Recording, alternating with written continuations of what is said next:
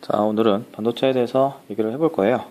그래서 오늘 공부할 내용은 우선은 원자 구조, 그리고 에너지 이론,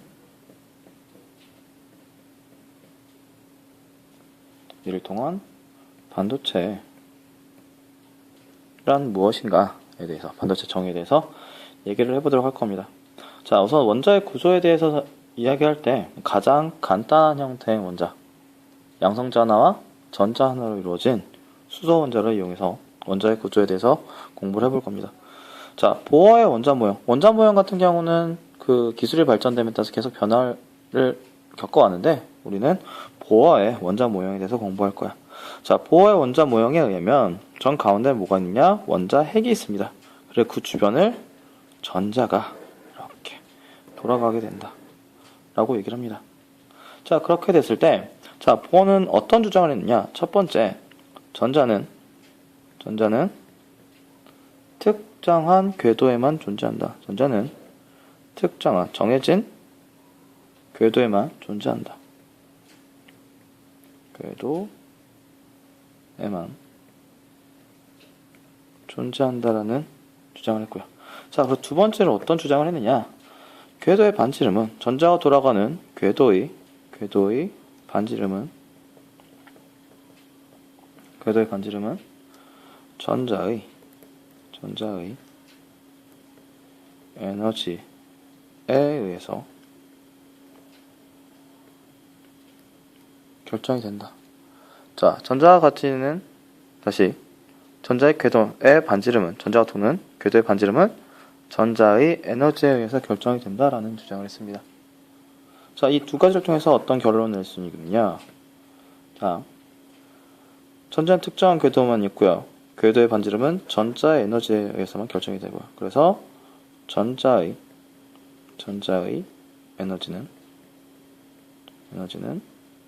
특정한 값만 가진다. 전자 에너지는 특정한 값만 가진다 라는 결론을 낼 수가 있습니다. 자, 이 특정한 값만 가지는 걸 우리는 다르게 어떻게 표현하느냐? 전자 에너지가 불연속적이다.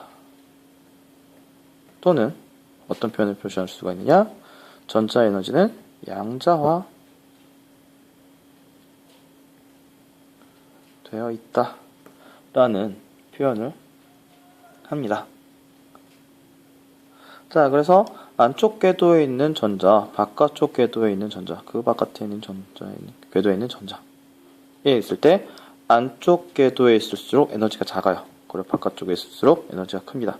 자, 그 얘기는 안쪽 궤도에 있는 아이는 에너지를 흡수해서 바깥쪽 궤도로 가고요. 바깥쪽 궤도에 있는 아이는 에너지를 방출해야 안쪽 궤도로 들어온다 라고 얘기할 수 있겠죠.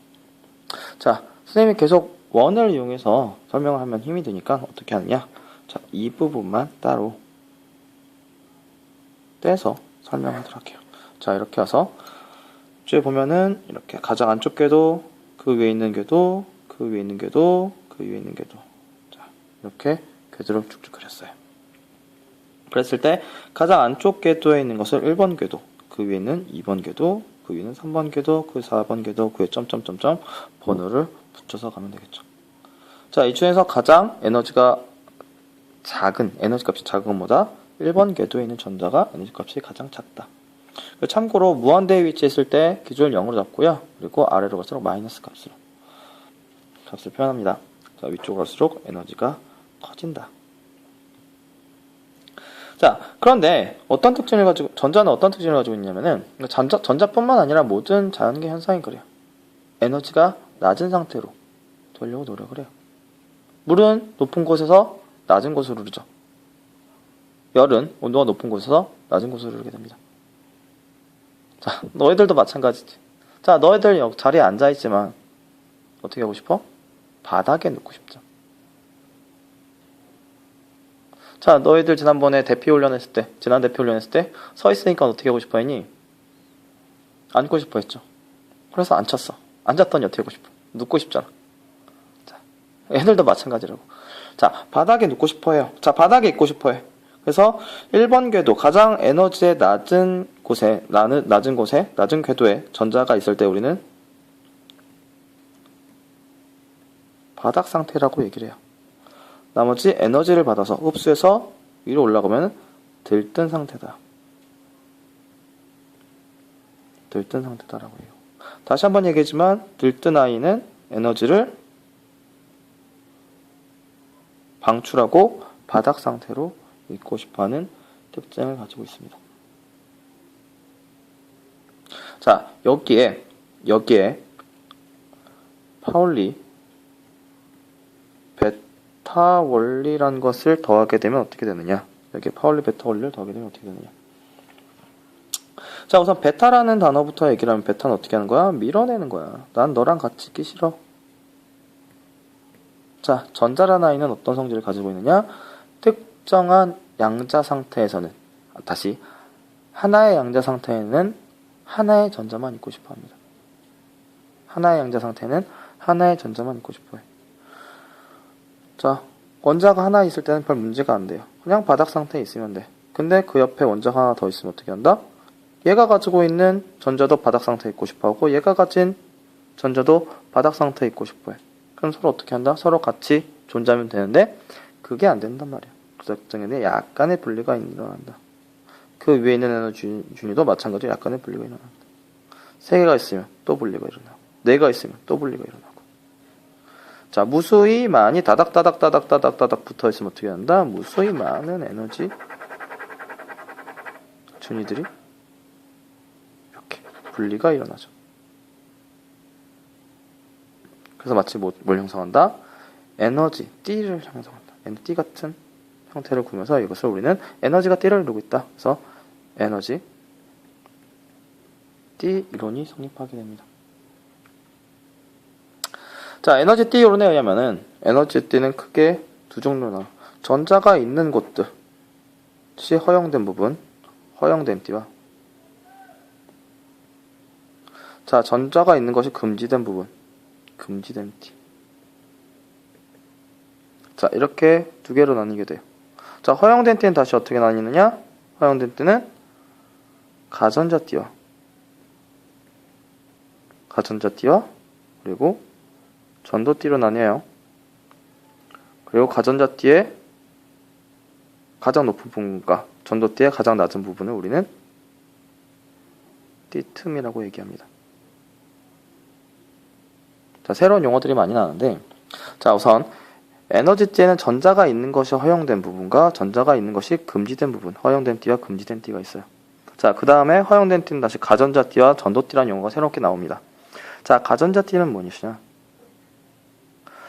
허용된 띠 중에서 전자가 채워진 가장 높은 띠를 가전자띠라고 얘기합니다. 전도띠는 뭘 전도띠로 얘기하느냐? 허용돼요. 전자가 있는 건 허용되지만 전자가 아무런 안정된 상태에서는 전자가 존재하지 않아요. 안정된 상태에서는 전자가 존재하지 않아요.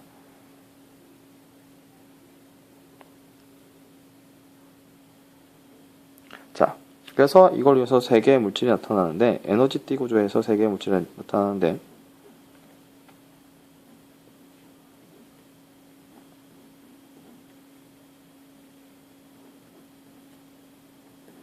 자, 얘를 가전자띠라고 부르고요. 아래 있는 거를. 그 위를 이제 전도띠라고 또 봅시다. 자, 가전자띠의 가장 높은 부분과 전도띠의 가장 낮은 부분을 우리는 띠틈 또는 띠간격이라고 얘기해요.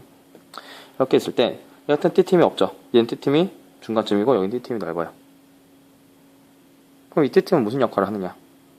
자, 우선 가전자띠에는 전자가 있어요. 이 전자가 에너지를 받으면 어디로 가느냐? 전도띠로 올라가게 됩니다. 그럼 가전자띠에 있는 전자와 전도띠에 있는 전자의 차이는 뭐냐? 가전자띠는 원자 핵에 의해서 붙잡혀 있어요. 자유롭게 돌아다닐 수가 없습니다. 하지만 전도띠에 있는 전자는 원자 핵의 속박에서부터 자유로워요. 그래서 얘는 뭐가 된다? 자유전자가 된다. 자유전자는 뭘 하느냐? 전하를 전달하죠. 즉 전류를 흐르게 합니다. 근데 얘 같은 경우는 띠틈이 거의 없죠. 에너지를 조금만 흡수해도 전도띠로 올라가게 돼요. 그럼 전기 어떻게 되겠어요? 잘 통해요. 전기가 잘 통하는 걸 뭐라 불러요? 도체라고 부릅니다. 자, 여기 띠틈이 넓어요. 띠틈이 넓기 때문에 가전자띠에서 에너지를 받아서 전도띠로 전자를 올려보내요. 즉 자유전자를 만들어내기가 어려워요. 그럼 얘는 뭐예요? 전기를 잘 안 통하게 하는 부도체라고 불러요. 자, 부도체는 절연체 또는 유전체랑 동일한 용어예요. 자, 그 사이에 띠틈을 가진 아이는 우리 뭐라고 한다? 반도체다 라고 얘기를 합니다. 자, 여기까지 했고요. 다음 시간에는 이걸 이용한 반도체 종류 그리고 반도체 소자에 대해서 얘기를 해보도록 하겠습니다.